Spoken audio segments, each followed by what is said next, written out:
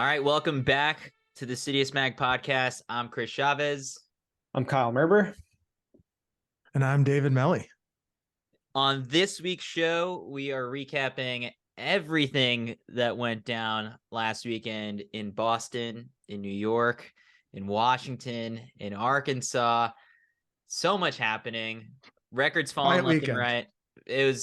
Track was back in full force, and we were there to bring you interviews, analysis, and now here comes our commentary. But first, we got to plug our sponsors. Many thanks always to Olipop for supporting the show. I've got Tropical Punch on my hands. Kyle, what do you got? I'm working with some strawberry vanilla. Is that your favorite flavor? It's my first time having it. Really? So give us a quick review. I didn't know what to expect with the vanilla, but you can definitely taste some vanilla in there. It's really nice. Favorite flavor though, I think I still give the nod to like orange or grape. It kind of brings me back to like the days of drinking orange soda as a child, and that is something I've not done in 20 years.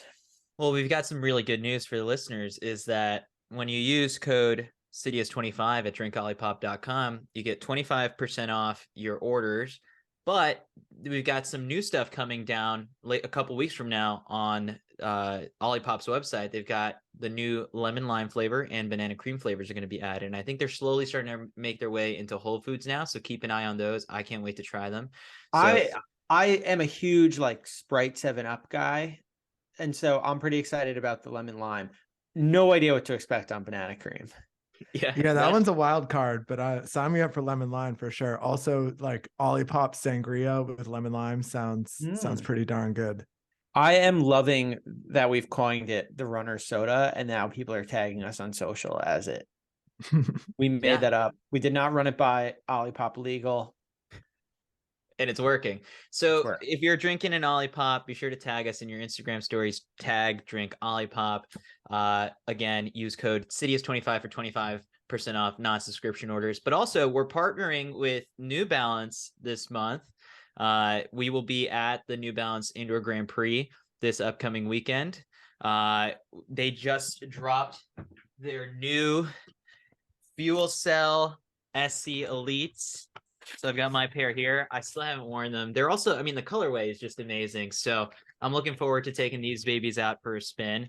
You can get your pair. Did my workout about an hour ago in the Gen 2 of those, and they're getting worn out. So I'm going to need to get another pair. All right. We'll put in a good word for you. So I think I got those a while ago, Chris. You only just got them? That's crazy. Well, so they had the New York City Marathon colorway, and now this is like the February 1st was the big drop. So check them out at newbalance.com. I think they sent me mine right before they sent you yours. Kyle's got the in. Kyle's a New Balance fave. So, after I wear my New Balance shoes for a workout, I'm obviously going to throw on my Velis recovery slippers, which is what I've got on right now. This is such a visual podcast so far. Yeah, I'm so good with all working in all the different sponsors. Velis is an active recovery footwear brand designed to help you restore, revive, and re-energize before and after you train. I actually pack these with me when I go to the Armory, and I throw them on for like the 10 seconds I'm just kind of hanging out, and then I have to put on shoes to go to the subway station. But I love them. They do the trick after a hard workout. Get 20% off using code CITIUSMAG20 at checkout. You got to make sure that the C and the M are capitalized in that code. So that is Velis. And I think my ring light is a little high on. I might have to keep these Gooder sunglasses on. Oh my God. How many sponsors do we have? We are at 4 for this episode. Gooder, say goodbye to active summer glasses that don't stay in place. Upgrade to Gooder's 100% polarized, stylish, and affordable glasses. They're $25 a pair. Visit gooder.com/CITIUS for free shipping and check out all of their styles. I love these. I'll be rocking them. Also, shout out to Gooder. In a year of rampant inflation, those babies have been $25 for like the last decade. They are nothing if not consistent. They're like the Arizona iced tea of running sunglasses, or the Olipop of the Costco hot dog. The Costco hot dog, yeah. All right, until we get a hot dog sponsor, then Chris will have to cut that out. Speaking of, yeah, Nathan's. No, all right, let's get into this weekend's action. David Millie, you were our boots on the ground in Boston. It got off to a really hot start with Creighton Carraza from Texas running a pretty fast 800. And that was like even before, a lot of people showed up for basically the 3Ks and the 5Ks on Friday night were going to be the marquee items. But it was once again proving to be that BU's track is going to be a hot destination for runners. And so really, I guess, David, take us through that evening. How loud did it get in there, and how magical was it? It's funny that you say that, because that was actually one of the things that stuck with me was, last year there were still the COVID protocols had folks limited to coaches and athletes in BU, and that's still a lot of people for some of these big meets, but it's just not quite the same as having it packed with fans. And when Woody set the American record, I tried to get like a little clip of it up on the CITIUS Twitter page, but I actually caught like the tail end of it.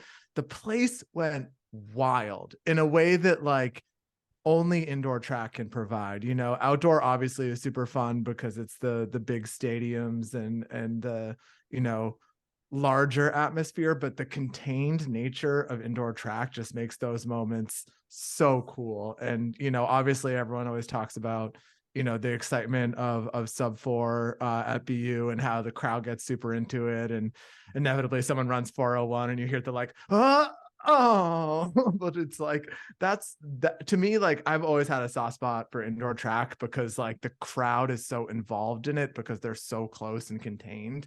And, particularly for those pro races, they were bringing out all the stops, check out the giant Go Joe sign that somebody brought to the finish line. That was a great addition. But yeah, the atmosphere was super fun. And it really felt like, at least for me, since I wasn't at Houston in person or anything, like it kicked off 2023 in terms of, the season really being underway in such a positive way. It seemed like the evening was just kind of just building. I mean, like the BC kid who broke 4 was like the first time it got loud, and then it would get loud when Yared runs 7:28 to break the American record. Drew Bosley breaks the collegiate record 7:36 in the same race. And so then from there, the 5K was everything that people were waiting for, and it delivered. Woody Kincaid 12:51 for the victory with a monster final lap.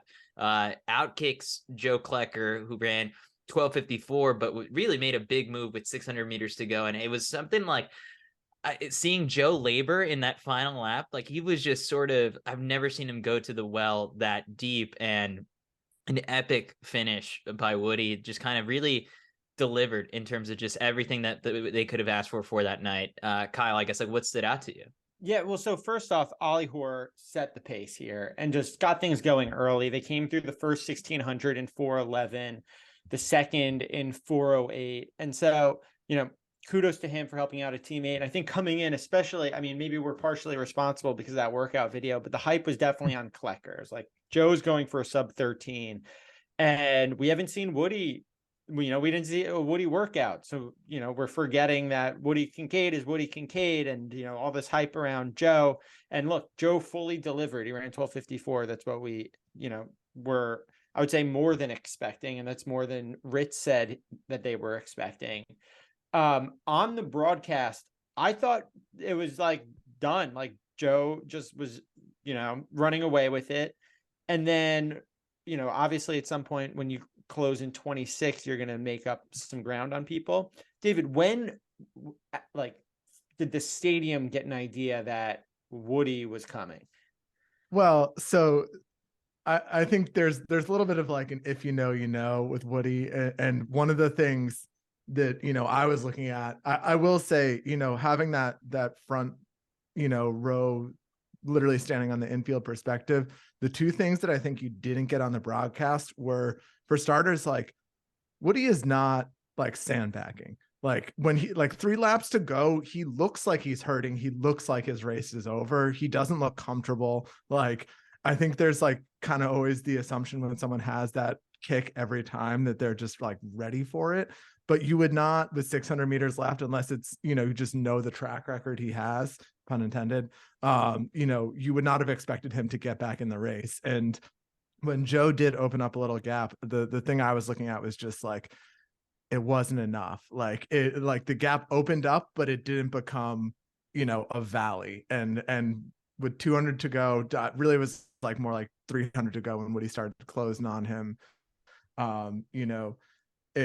That, especially in an indoor track, the real estate can disappear in a second. And then the other piece that I feel like is harder to see on your sort of like grainy computer screen is Joe is tying up hard. Like he still closed in I think like 61, 62 seconds or something, but I thought for a split second he like was going to make it 4,950 meters and then fall down. Like he was really, really struggling that last like 200, and the fact that he got across the finish line was, at least from my vantage point, not a given until he literally crossed the line.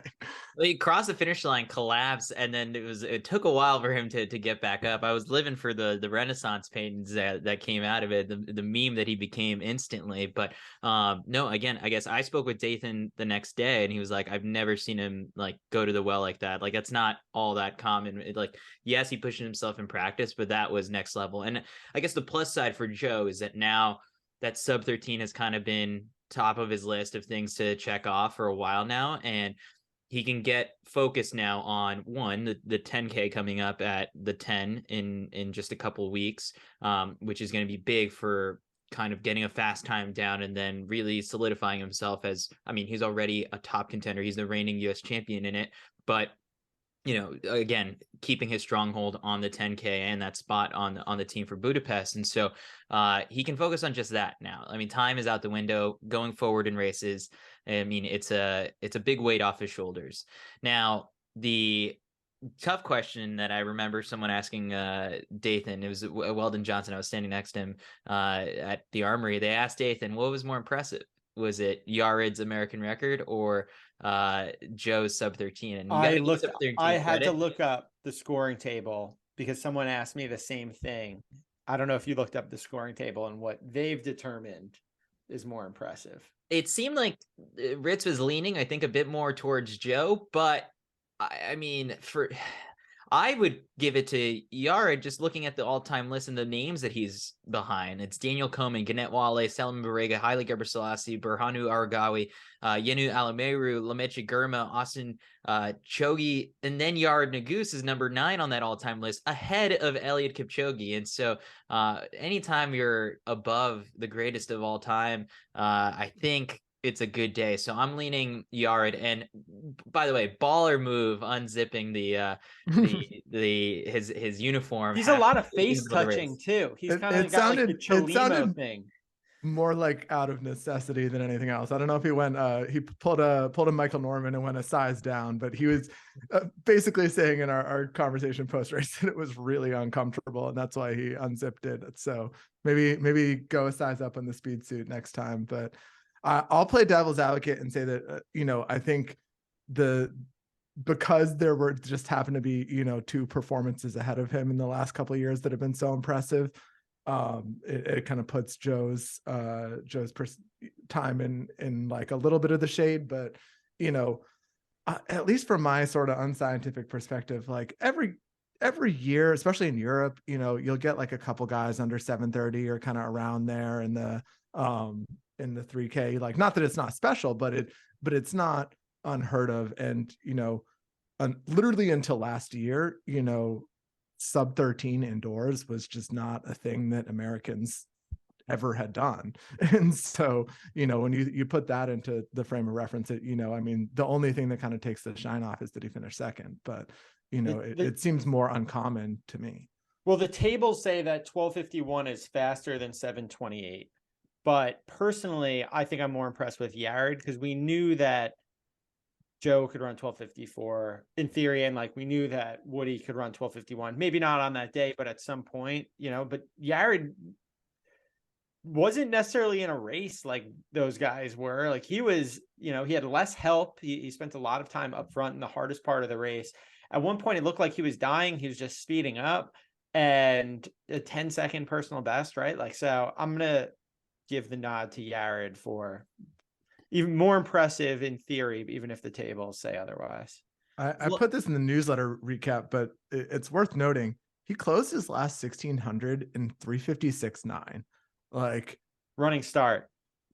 oh yeah, okay. Sea level. But still pretty friggin' nuts in terms of, you know, just the combination of strength and speed that takes. The thing that always happens at these meets is you lose track of how fast everyone behind them is also running. Right. And like, you know, we're so focused on Woody and Joe, their OAC teammate, Jonas Reyes ran 13:10. Dylan Jacobs from Tennessee, still in college, ran 13:11, set the American collegiate record. Ben Flanagan ran 13:11. I feel for Ben a little bit here because he was just outside the standard, and I feel like Ben's always just outside the standard in order to make the world team. But 13:11 in January, a very good sign for him. Mike Foppen, I believe that was the Dutch national record. Sam Parsons, 13:12, that was the German national record.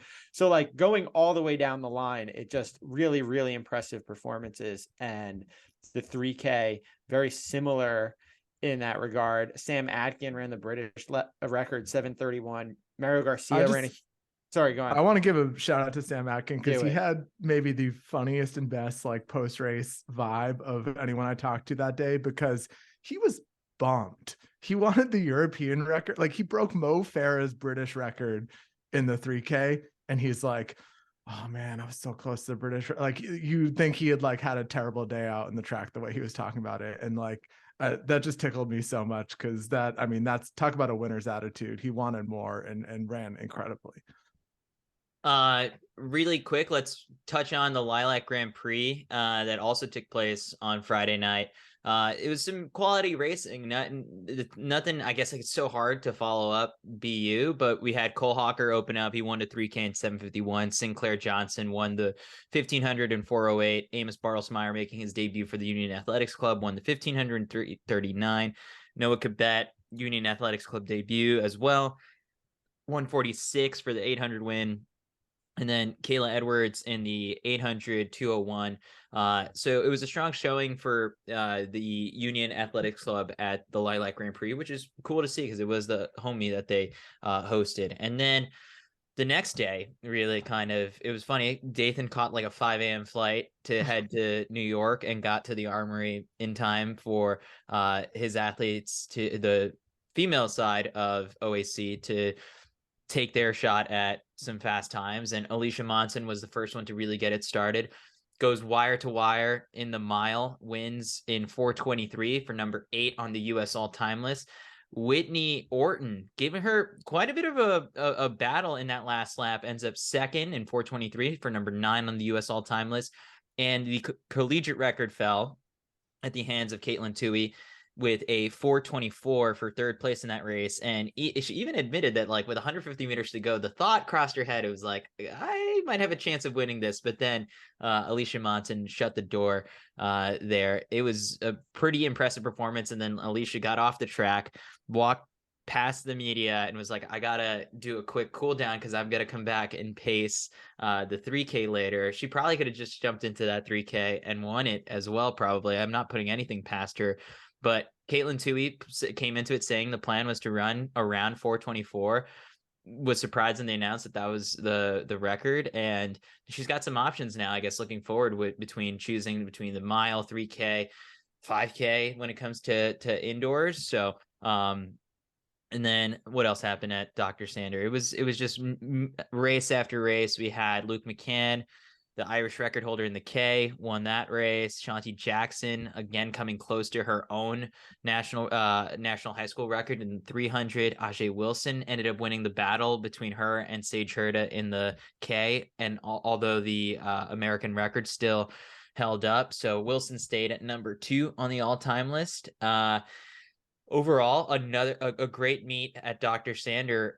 For me, the standout performance was Ajee Wilson, I would say. I'm going to give her the nod because, like, you know, there was a lot of attention on that race, and she let it play out to the way that she was going to win this race. It was Sage sitting on Cinta as the pacer, letting her go, and Ajee sat back and was like, I know what I can run, and I'm going to hold on and sit comfortably here, and then let the race come to me. And she ended up, kicking her down and winning. So I was most impressed by Ajee.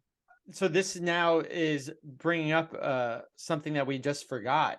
And Ajee ran great. She won the race. That's what we're there for. Didn't have the fastest time of the weekend. Did not set the North American record. We're at BU, Chris. You totally glossed over the fact that Lucia Stafford ran 2:33. And I know she's Canadian, but that's not that far from here because she looked, I only just watched the video this morning. She looked so good doing it. And I think when the fields for the Wanamaker mile came out, like, I think it was like, oh, Laura Muir, like Sinclair. And now I'm like, wait a second. 2:33 is moving. Like, her sister's Canadian record is 4:19. And I'm like doing the math. I'm trying to, like, you can just kind of run into a cool down that last 609 meters and maybe you might be able to get it. So I mean, the talk from Canada has always been that like Lucia is like got as high of a ceiling as her sister, and maybe even higher possibly. And so, I mean, none of this should come as a total shock to us. But I'm glad you highlighted that because I would have missed it. You would have gotten some letters from up north for sure. Yeah, definitely. All right. So yeah, anyway, and Dr. it's Sandra also, you know, I asked her after, I was like, so like, are you moving up? You know, her sister's such like a good 3K, 5K runner. And she's like, no, not at all. Like 800 mile, that's my zone. So, you know, obviously the 1K is going to be a particularly strong spot for her, but also, you know, in a way like that just makes me more excited because, you know, you're less trying to split your kind of training between strength and speed, and you got to just absolutely send it there. In terms of the Monson race, I do want to just say I'm feeling very good about myself because my made up conversion, and Mac hated that I was converting things and like trying to predict. I said 4:23, 4:23.5 makes me feel very good. Although she had a much better rabbiting job in Robbie. She had to do this one very much alone from the front. So, you know, she might have another second or two in her. Whitney, I think, you know, she ran 4:04 for 1500 last year, opening up your season in 4:23. What a great way to start. But Katelyn Tuohy just, I don't know when she like rests. She had an unbelievable cross country season, runs a great December 5K. I hope she got to like a week off for Christmas or something. And just for someone who we probably don't look at as a miler, you know, she has run 4:06, but coming into this, her personal best in the mile was 4:33 from 5 years ago. Coach Kyle, where do you put her for NCAAs? Oh, okay. I think you just do a 5K, 3K double. Yeah. Avoid. I mean, maybe you look at the team score and see what they can do, but 5K, 3K, different days makes the most sense to me. Why screw around with prelims and getting fancy? I don't know. I was thinking maybe DMR 3K, but they've got such a deep bench with the DMR that I feel like they don't even necessarily need her there. So do they have a 4.8? Like they're definitely more mile plus. I don't know. We'll have to look at the depth chart, but I would go 3K, 5K. I don't think you try to do anything crazy in triple. We just got too long of a career.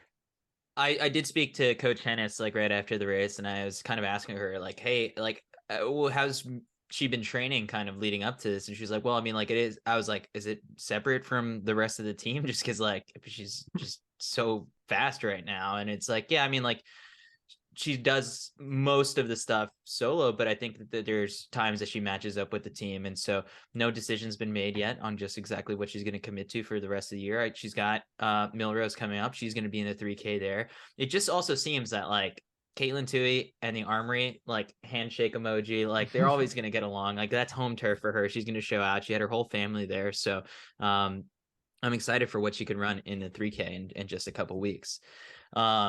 So let's also, before we move on, Chris, can we shout out Drew Hunter winning the mile in 3:55 indoor PR, you know, he's been healthy. He said he's being as conservative as he's ever been in training, trying not to overreach, just like doing what he has to do, hitting singles, that sort of thing.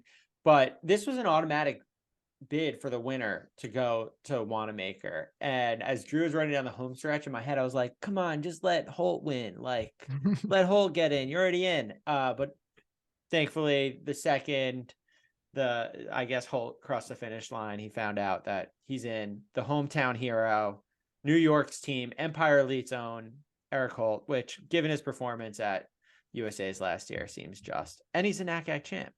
NACAC champ, and then on top of that, like, I don't know, like he's wanted this for so long. I've attended a couple of the Empire Elite practices in recent weeks, and that's all he's kind of been talking about is just Dr. Sander Invitational, Dr. Sander Invitational. Like, it's all about that, trying to win it. And like, you could tell he went up to Tommy Nohilly right afterwards, his coach, and was like visibly disappointed because he didn't win. And there was like no guarantee that second place was going to make it. It was just sort of like, for Eric, he had to run fast enough to prove to, you know, the people that be at Milrose games like that he's worth extending an invite to. And so soon after that, he got the word, and he was kind of just like walking around, and he comes up to me and he tells me, he's like, I made it. And I was like, really? And I was like, and this is like, you know, an hour or so after the meet had ended. I was like, all right. I pulled out my phone, interviewed him, put it up on our YouTube channel, and, you know, he was open. He'd been dreaming about this thing since 2010. So great to see Eric Holt get his spot at the Wanamaker Mile, and he says he's going to run faster than 3:55. So you know, anything Eric sets his mind to, he most times accomplishes. So I'm excited for that. And how about Drew Hunter, I guess, saying that he's going to focus on the 1500 this year? Like, he's not going to really dabble much in setting, you know, his hopes up too high to go for the 5K team, especially after you see what happens at something like BU. I guess it could be crushing to some people to be like, you know, on my, what Drew said was like, on my best year, maybe I run 13:05. That's still not sniffing, you know, anywhere being near in contention for the team. Yeah, I think for Drew, the move is looking long term, and it's not even just about like maybe making a 1500 team this year, which, you know, maybe he can. But for real, like if he gets a healthy year of training, because he's not trying to push that mileage to squeeze in a 5K, then maybe come 24 when trying to choose the event for the Olympic trials, he's then ready to, you know, go after that sub 13 with Woody and Joe. I also don't want to call the 1500 weak, but like it's way more open than the 5K, just in terms of like the equitable like level that everybody's playing at. There's not, you know, a couple of years ago, like there really was 2 spots spoken for, you know, most years, and then you were chasing that 3rd spot, but there could be any sort of shuffling of top 3 given what the field looks like for 2023. So, you know, if you're shooting your shot at the best chance, it makes a lot of sense. All right. Elsewhere in Arkansas, we saw some more fast times thrown down there, including a world lead of 45:09 in the men's 400 from Christopher Bailey in his first ever. It's actually not a world lead, Chris. I checked the World Athletics calendar, and that race didn't happen. So. Oh, it did it? Okay. Arkansas wasn't on it again. Okay, so what are they doing over stupid. there? Get on it. I know I can't swear on the CITIUS Mag podcast, but it's so friggin' dumb. So does Aaliyah Hobbs not become the 13th female athlete in history to break 7 seconds? Well, so hold on. I think I just saw a World Athletics graphic about like she is on the all-time list, but not the 2023 list, because this is a stupid system. Hold on a sec. Like, I think I just saw like Kyle, you might have to pull up like World Athletics' Twitter feed. They're doing like the thing like vote for athlete of the week, and it's like Aaliyah Hobbs is up there, and it's like how do they have her up for athlete of the week if to them it doesn't count? Aaliyah is at the top of the 23 list. Maybe they can put them on the calendar retroactively. I think they've maybe when I checked it on Monday, she wasn't on there, so they must have put it on after the fact. All right, she's on the list. All right, we take back what we said. All right, I love that we've like made Kyle personally responsible for this at this point. Kyle's the calendar master for World Athletics. Chris Bailey, 45:09. World lead. Crazy race.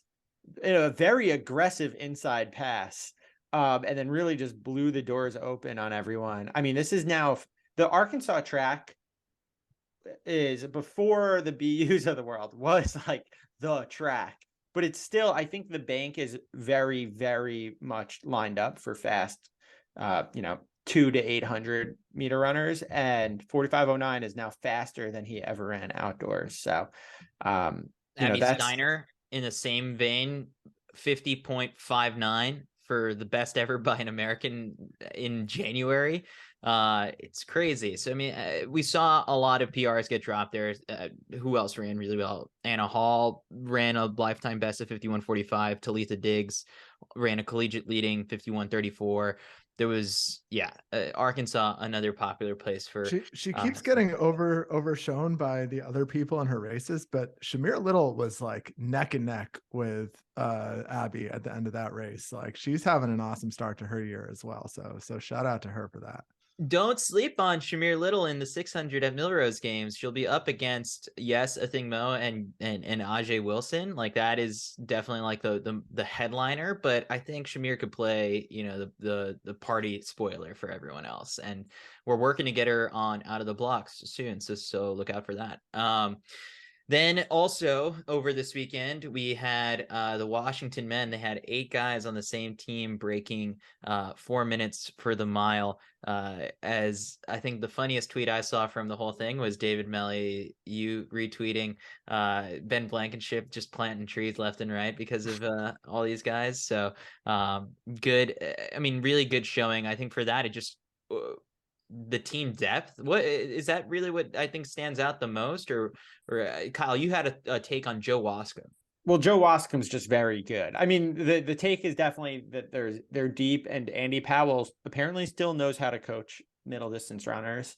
Yeah. I mean, you had Johnny G and Sam Prakel take just a string of 8 guys, 1,300 meters. So this was definitely as great of a race setup as you could probably ask for.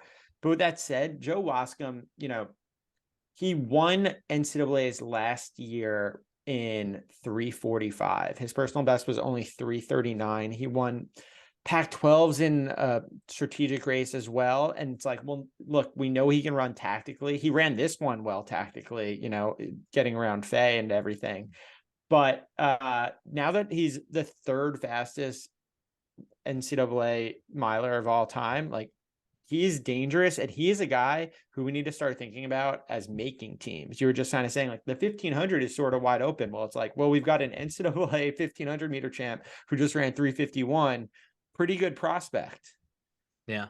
I mean, he's one of those people that's like, I wish they would throw him into Millrose at the last second, because like he's another person that I think could be a really strong contender there.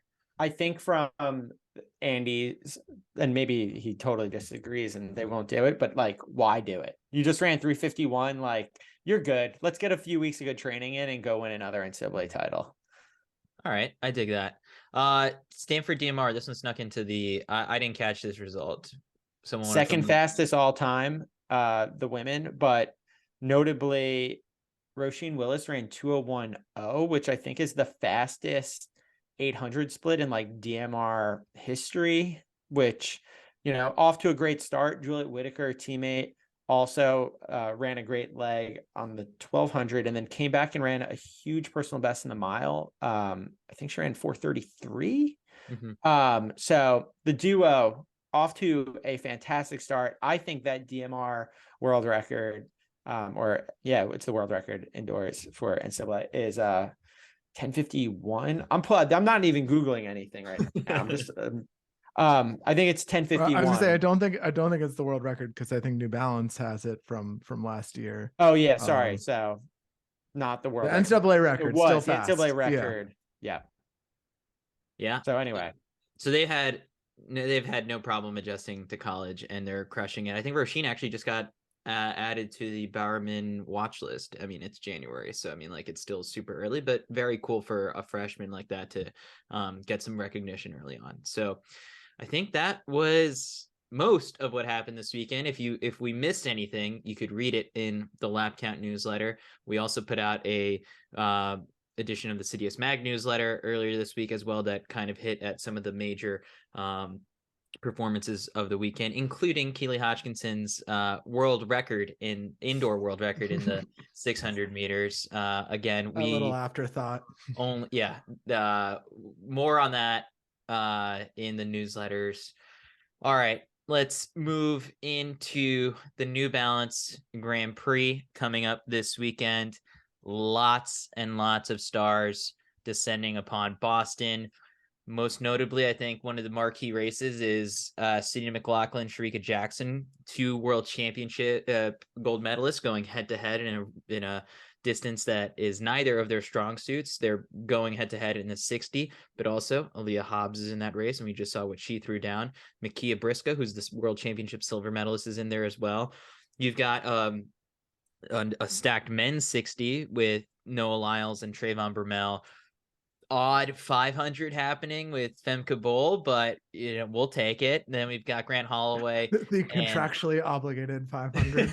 Well, that world record might be under threat now. 66:31. It's from 2006 by Russian whose name I won't even take a stab at pronouncing. How do you run 66 flat? You come through in 52 and run a 14.0. Yeah. That sounds right. That math adds up. Sure. Probably how you do it. You can do that. The Battle of the Bowerman Award winners. We got Grant Holloway, Trey Cunningham in the 60. Laura Muir and Kira McGeehan will go head to head in the 3K. You've got Woody Kincaid fresh off of that 5K American record as a late entry in the 3K, the men's 3K. Katie Moon, aka Katie Najat, and Katerina Stefanidi, the 2 most recent Olympic champions in the pole vault, are also dueling. I like this rematch we're getting between Mariano Garcia from Spain and Bryce Hoppel. That was, I think, one of the races that really stood out to me last year. Came as a shocker. This was a real coming out party for Spain on Staten Island last year. And then what else we've got? We got Ellie Baker and Lindsay Sharp against Ajee Wilson in the 800. Woody's back in the 3K. What was that? Woody's back in the 3K. Yeah. I mentioned that. Late add to that. Yeah. So yeah, I mean, what is the event you are looking forward to the most, Kyle? I mean, I think that Noah Lyles matchup versus Trayvon Bromell is going to be very nice. And then also some other interesting names in there. One that really stands out, Terrence Laird. Yeah, he's back, baby. He had a strong opener a couple of weeks ago. I mean, do not forget how quick he was a couple of years ago at NCAAs. I mean, he was running the NCAA, like just complete control. And so, it's been a couple of years, but it seems like he's in good form. And so, I don't think he's going to necessarily mix it up with Trayvon and Noah. I don't see him winning, but I am just interested to see what his progression is and if it signals that maybe we have a new 200-meter contender come the outdoor season. That would be interesting. And I guess I think the important thing to remember sort of is I've seen a little bit of online talk about why are some top stars running indoors and it's too early to be really pushing themselves and running too fast. And you're we don't see as many Jamaicans running indoor races. And so they'll be there when it counts. And it's sort of I don't know. I think indoors is a great way to test some new things out. And I think what we saw last year in particular with Noah was he was using the 60 as a way to work on, the first 6 seconds of his 200. And it worked out. I mean, in the 100 and the 200 of just getting out hard. And so, you do have these pros learning and taking different things from these early season performances. So I'm most intrigued for the men's 800. Like we said before, Mariano Garcia versus Bryce Hoppel. I think last year it didn't look like Bryce enjoyed losing, and then it also happened at the World Indoor Championships. So I think Bryce is coming into this one hungry, and I think he wants to win it, even though it is just an early season matchup. I think Bryce wants this one. The thing I'm most excited for is just how many people are going to be there, because it's sold out. I had someone who was trying to backdoor their way to getting some tickets and they couldn't get in. It is going to be a crazy atmosphere. I mean, we were there last year for the DMR that I had blacked out on apparently. But no, I remember it, and it was very loud, and that wasn't even a full professional track meet. I think it's going to be a really special experience, and something you were saying indoor, you just can't replicate it sometimes outdoors, or at least not as easily. I think if you have a fringe running fan and you want to get them into the sport, like bringing them to a track meet like this or Millrose is how you do it. I will also say I'm so excited to watch Grant Holloway race, because Grant Holloway in the 60 hurdles is like a match made in heaven, and he hasn't lost in God knows how long, like 5 years or something at this point. But one of the ones that we didn't mention that is worth mentioning is some of the folks who ran pretty fast this weekend are coming back in the women's mile. We're going to get Lucia Stafford, Heather McLean, and then Jem Mariki, who's always good at throwing down in those races. So that should be a fun one as well. I think now that I think about it, the event that I might be looking forward to the most could be the high school boys mile, because like, oh my God, yes. Run down the names and personal best of this, Chris. It is. I've got to pull it up, but it's like Aaron Salmon, but you got both the juniors who are now seniors in Simeon Birnbaum and Connor Burns, who broke 4 last year, 2 of the 5 guys who did it last year. Then in addition to that, you've got Devin Kipiega, who's sitting right there at 4 flat. Aaron Salmon, who is the NXN champion, also like a 4 flat 401 guy. Rocky Hansen, Cole Matheson. So it's like all the heavy hitters are just like, all right, we're probably going to go head to head at New Balance Indoor Nationals, but let's take the temperature of where we're at right now. And interestingly enough, yes, the attention is okay. Maybe we get another sub 4 high school guy, but I did see the tweet from Gary Martin, our very own, who's like, it's January. Like, this is maybe not the right time for these high school kids to run sub 4. Maybe we're closer to a 401, 402 race, but still, I think like it's setting up. I like this about the high school kids, is that they have no problem going head to head any given weekend. And, you know, check ego at the door. The winner of this race may be different than the winner of New Balance Indoor Nationals and the winner of New Balance Outdoor Nationals. So, you know, I'm really looking forward to seeing where these guys are at, because like we said, we're sitting at 17 high school boys who have broken 4 minutes for the mile. We're only going to make 3 more graphics on the CITIUS Mag Instagram account. Like, if you are number 21, I'm sorry. Like, we're going to stop recognizing the high school sub 4. It's going to be no longer. We're like World Athletics. We're just choosing not to recognize it anymore. That's why these kids are doing it. They want to get a graphic on. They got to get the graphic and the collab collab tag, right? Exactly. So yeah, I'm looking forward to the high school boys race, probably as like one of the sneakily, just like one of the last events announced, going to be pretty fast. So that is New Balance Indoor Nationals. I mean, New Balance Indoor Grand Prix. There's so much. We're going to be there for 2 whole weekends over the next 2 months. So, all right, let's head into our buy or sell segment. Kyle, start us off. What are you buying this weekend? How much currency do I have?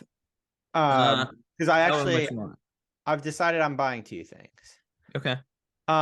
First, I'm going to buy Betsy Sena, you know, the former NCAA champ out of Iowa State. She's back. She won the Seville half marathon in 68:25. And, you know, a lot of talk about who's going to make this Olympic marathon team. A lot of people leaving her off their list because maybe they forgot that in 2021, she became eligible to represent the United States. And she's run 2:22, and she has run 14:39 for 5K. She is very strong. She's very fast. She is now a mother, and she's fit already. So that's my first buy. Okay. And then my second buy is Nicholas Harbor. Our boy. This is like 4 straight weeks of us. Coffee Club talks about Mike Smith and Jakob Ingebrigtsen every week. We talk about Nicholas Harbor every week. Going to South Carolina, go Gamecocks. I should put on my hat. So, you know, well, I don't know if you saw I'm this. I'm going to ask a dumb question to somebody who doesn't follow this. Is he going to play both football and track? Yeah, that was like the whole point. And like, when you look at the list of schools that he came down to, Michigan was on there. It's like all these schools that like have good programs in both. But I will say, like, Oregon, with a very last second sort of push to really try and convince him to go there. They brought him out to Oregon, showed him around the football stadium, showed him around Hayward Field, had this whole photo shoot.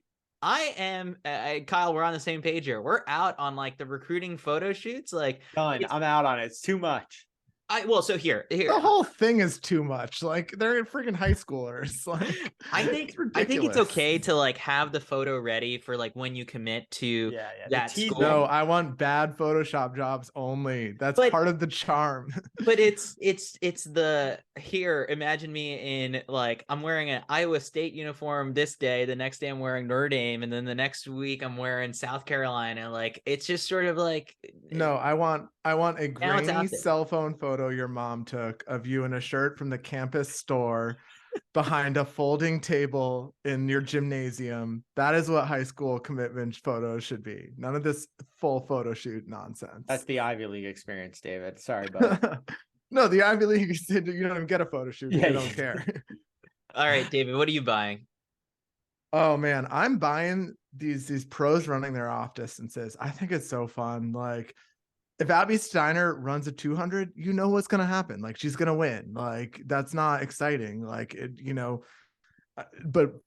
and she's in a 300. I'm so excited to see what she does this weekend. Sharika Jackson and Sharika Jackson in the 60. Like, that's going to be awesome. I love, we're going to get a lot of people running their specialty events in July and August. And right now, like, that's the beauty of the indoor season. Like, show me some pros running their off distance. Vernon Norwood, this is your call to action. You're done with the 4. You're moving up to the 8. He told us he was going to run an 800 in 1:45, and this was an opportunity. I want to see Grant Holloway make a return to the 400. He notched some pretty darn fast splits at Florida back in the day. Like, let's see some flat racing. Last year I think he ran like 44 flat or something. Yeah. I've got an update on Vernon Norwood because he actually messaged me. He's like, "Is CITIUS Mag going to be at New Balance Indoor Grand Prix?" I said, "Yes, of course we are." And then he was like, "Awesome, can't wait." And then I said, "Wait, are you running the 800 as promised? 1:45, right?" And he goes, "LOL, nah, I was just joking." And so he's out. He's out on the 800. He was just leading us on. So, can we contact the meet organizers and get some stuff moved around? Yeah. I'm buying Aaliyah Hobbs stock. I just really like the way that she looked this weekend. I think she could pull off a major upset, with against Sharika Jackson and Sydney McLaughlin in that. I mean, that's definitely the headline. But there's just something I had the chance to sit down and talk to her last year at USA's the day before she ended up finishing second in the 100. And like, I just like, she's been so under the radar for so long. I think Jasmine and Katelyn are working to try and get her for a longer interview type of for their podcast, which would be fantastic. Just because, like, she's on the quieter side for sure of like, the top stars that doesn't, you see them out on the track for 10 seconds, and in many cases that's about it. That's all you know. And so Leah Hobbs has a really compelling story. She's been through a bunch of injuries, and so this road back that she's taken to get to this point, I think I'm excited for what the season holds for her. Like, potential U.S. outdoor 100-meter medal contender, I would say. So I'm buying stock in Leah Hobbs now. I would say, like, none of us are super in-depth sprint experts, but from what I was seeing on Twitter after this weekend, a lot of people were saying, she's doing something different. She looked on another level with that. People are talking about, sorry, I can't like ascribe sources to this, but like people are like, oh, she's going to run under 10.7, no problem. People are very hype on not just how fast she's running, but how good she looked doing it. So if you're buying, I'm co-signing that loan. All right, now let's move to sell. Kyle, what are you selling? All right, so this is a buy in the sell. We're arbitraging or something. I don't know. So I'm going to buy the Dina Asher-Smith British 60-meter record that she set in Karlsruhe. Okay. But at what cost? Because Asha Phillip, the former British record holder in the event, was DQ'd now twice so far this indoor season. For the Devin Allen rule, basically. It's basically the Devin Allen rule. So you watch the races, and she's not false starting. Like, she just has an unbelievably quick reaction time. And in going to, I was trying to figure out, I was looking at all ends of like the German internet, trying to figure out what the reaction time was in this. They have different wires over there. Yeah. I was trying to figure out what it was because visually she did not false start, but I stumbled on a Let's Run thread that JC100 posted about, and apparently she has the fastest average reaction time across any athlete, like in modern time.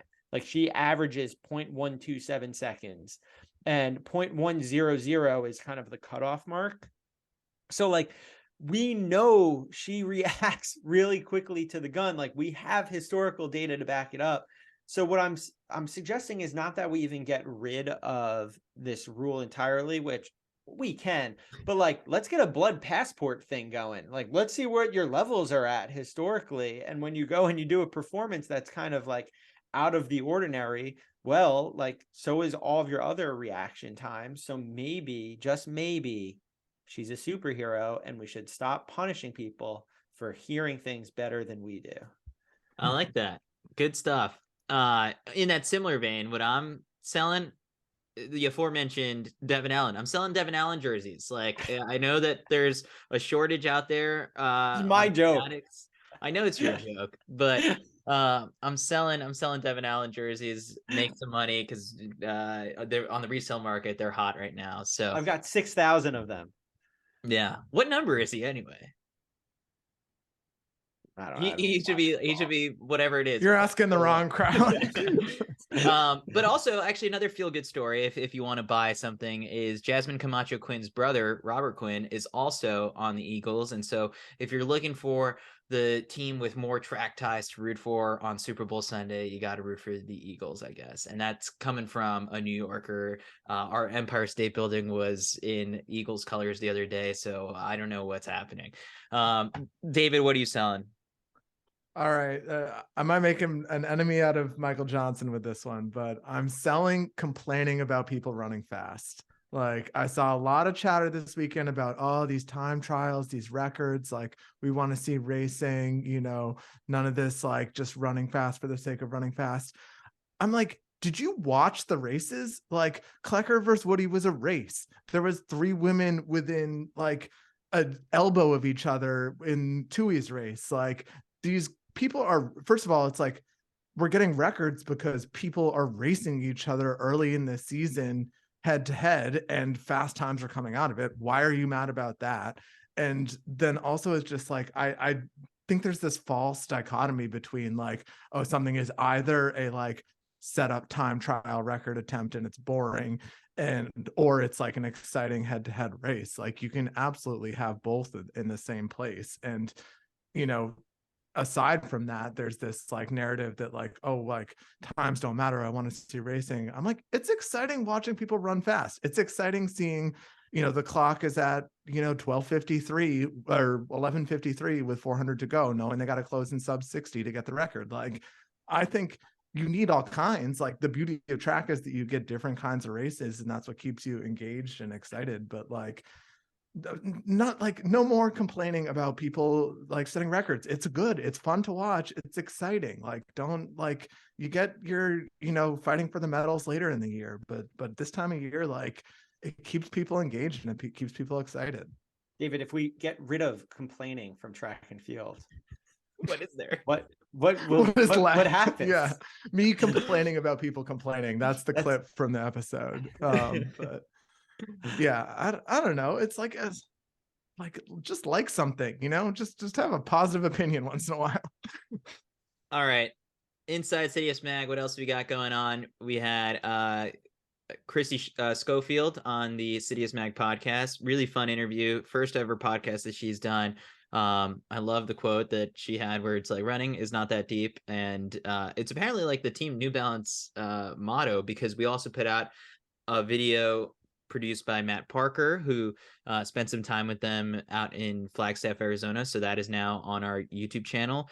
And then we've got an episode of Run Your Mouth with Erica Kemp that came out in the past couple days. So check that out. The lap count celebrated its 100th lap. So if you haven't read it yet, go to thelapcount.com to read that. And we'll be in Boston this upcoming weekend. CITIUS Mag turns 6 years old. I was gonna say, yeah, Friday, this is 100 February, lap counts. Happy birthday, February 3rd. CITIUS. Yeah. January I 31st. push back on the Yes. 6-year-old CITIUS thing. Yeah, you're more of like it's 2 years old, but We It started when wasn't I real got till here. Kyle got there. Yeah. Yeah.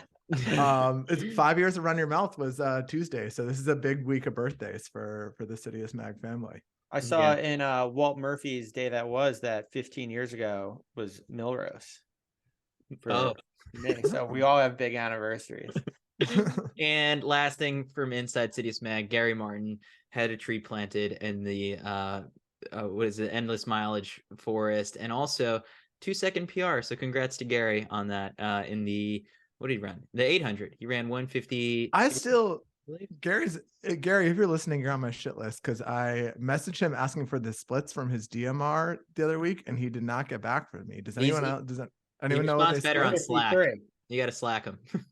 What do you run, Kyle? 253.6 or something. Oh, and his coach told him, I think, something about you, right? That's what I split back in the day. So gotcha. Yeah. All right. Well, thanks everyone for tuning in. We will bring you updates and more this weekend from Boston. If you see us there, say hello, and we'll catch you guys again next week.